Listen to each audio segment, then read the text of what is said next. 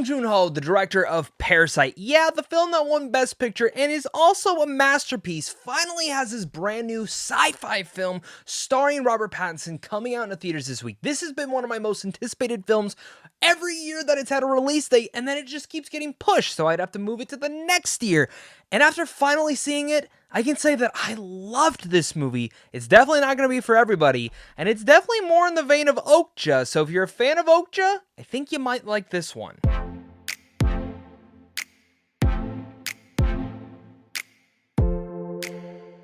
What's going on, buddy? Welcome back to a brand new movie review. Today we're discussing Mickey 17. This is about Mickey Barnes, who signs up to be an expendable, a disposable clone worker on a human colony to a brand new planet. And as an expendable, Mickey undertakes several dangerous assignments he is not expected to survive, with a new body being regenerated each time he dies. During one such assignment, one of his clones, Mickey 17, is actually assumed that he's dead, but he's actually still alive, and Mickey 18 is created. Under the rules of the colony, only one iteration of an expendable may exist at one time, and if Mickey 17 is discovered, both him and Mickey 18 will be destroyed. Now, I've been fascinated with this concept just straight from the mark, and especially because Bong Joon-ho was going to be directing and writing this. Now, it also stars Robert Pattinson, one of my favorite actors working in Hollywood right now, and I just wanted to get my hands on this film as fast as possible. And it's taken so long, and you wonder, is it a studio thing? Is the film just like not great? But it's a great movie. I can just see that this is not the film that many people are going to be expecting. It is a vastly different movie, and this is kind of one of those movies. I feel like when a director wins Best Picture, they go one or two routes. They go and make something that's safe, or, it could be their passion project as well, or they go out there and do something that could either turn out to be amazing and everyone's going to love it, or it could be amazing and also turn people against you. And I think Mickey 17, depending on who views this and how they're going to react to it, they may not be a fan of this. But I think something to keep in mind is that Mickey 17 is a social commentary. Like most Bong Joon-ho movies, almost all of his films, actually not even almost, I would say all of his films feature social commentary to a different level. And the social commentary in this one is so strong to our time, our events, everything kind of going on in the last decade, I would say, that it makes it relevant. And I love that it also has a sci-fi undertone to it as well, because it even shows that no matter how far in the future, people are still dealing with this stuff. So again, going to be very different for every person who experiences Mickey 17, but I definitely want to hear your guys' thoughts down below in the comment section. So make sure to leave your thoughts down there, hit that like and subscribe button, and let's dive into my pros. First thing I want to mention, Robert Pattinson. I think off the bat, he's playing two different characters, and each and every one of them, both of them are very distinct. While they are the exact same person, you can tell that each and every one of the clones has a similar personality, has obviously the memories, but they also have a little bit of a tweak to them every single time. With Mickey 17, he's a little bit more quirky, a little bit, doesn't really believe in himself, where Mickey 18 is kind of like a hardcore badass with that quirky undertone as well. And I loved each and every time you got their chemistry with one another. Like, they have great chemistry with one another. The interactions with one another is just filmed greatly. And that is one of the stronger parts of the movie, and specifically how it all ties together. Also, I just have to say, like, the voice that Robert Pattinson decided to do for here is fantastic. I think I'm really a fan of how he's able to morph his voice with a lot of his different performances. The Boy and the Heron last year, he did a great job voicing in that movie.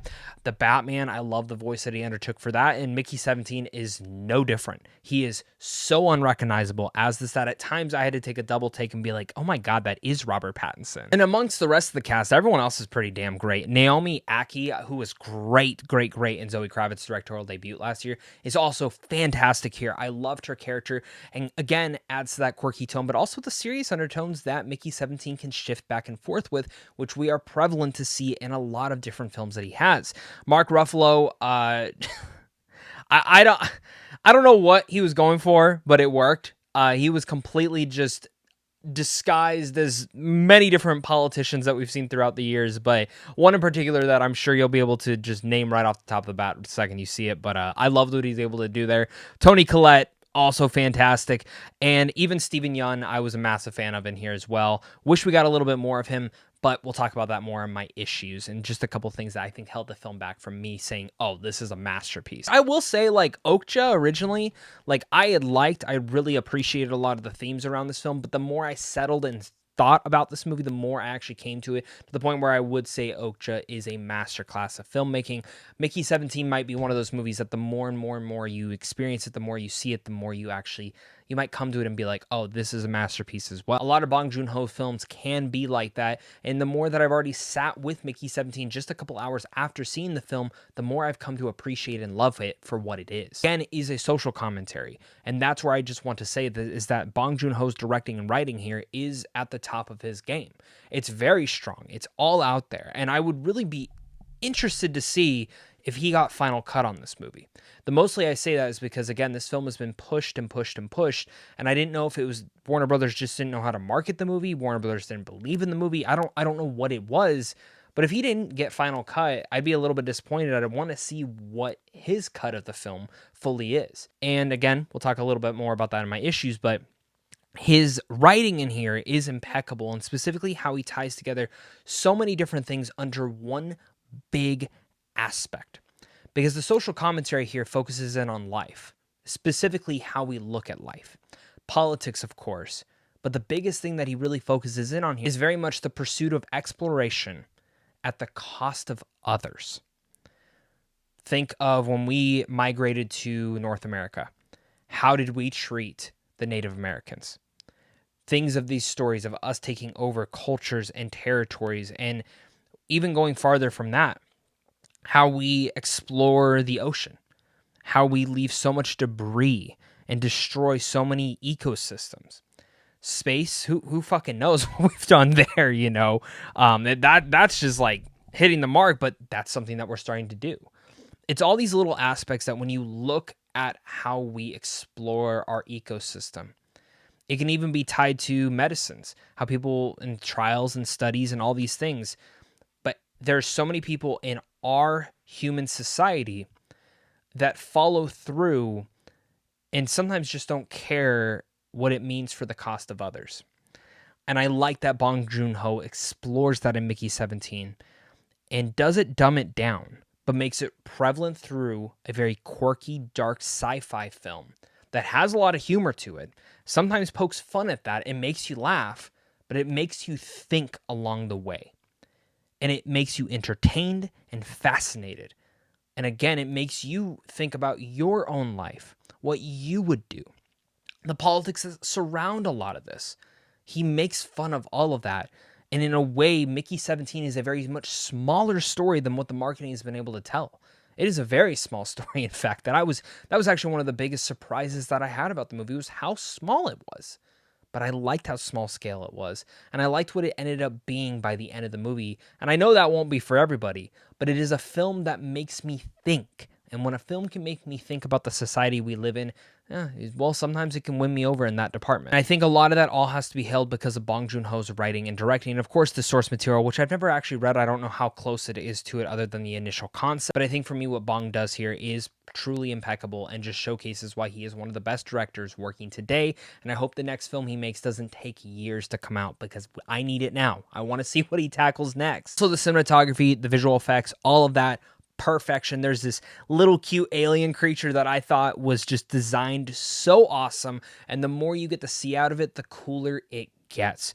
That's the thing about this movie. It is sci-fi to the fullest extent, and it never forgets that and always plays around with so many of the different ideas. And like I said, the film looks great, the score is great, but playing with that idea, I really like that they took its time to build up the mythology, the world building, everything that's centered around Mickey Barnes and everyone involved with this spacecraft, and in general, who's behind it, the politics of it. Like, again, the world building of this all is actually very thought out and thorough, and I actually wish we had a little bit more time with it. I think that's where it kind of segues me to my issues with the movie, and just a couple things that I think held the film back from me going, yeah, this is a 10 out of 10, which one, the pacing of the movie. This is why I'm curious to see if this was his final cut or if there was some things left out on the chopping room floor, because I've experienced this before where a director's cut sometimes can feel actually better than the initial cut that we actually got in the theater. And the reason I say that is because sometimes the director's cut just makes it flow a little bit more smooth and it makes you forget about the runtime, where in this film, sometimes I was checking the time just to see like, okay, where were we? I know this is about almost a 2 hour and 20 minute movie. Okay, I got about an hour still left. There was just certain times in there where I think the pacing held the film back, and you definitely can feel the length of it, but I'm curious to see if anything was left out because I also have an issue of I would have liked to explore just a little bit more about all the different ideas. I think sometimes the film tries to bite off a little bit too much as it expands out there. Some things are brilliantly explored to a highest degree, and others are more just poked fun at, which may have been the point of it, but I would have liked to see a little bit more of a tighter thing on that, whether that was in the initial cut, whether that was on the cutting room floor, whatever it may be. That's how I feel about the film now. Again, as I said, this is not Parasite. I think there are going to be people going into here thinking that this is something like Parasite, just in the sci-fi world, more in that tone. No, this is, again, very much Okja. If you're curious if you're going to like this movie, I'd say give it a shot, even if you've never experienced Okja. But if you want something that's a little bit different, just do not expect some big, grand sci-fi blockbuster that's going to make you feel something.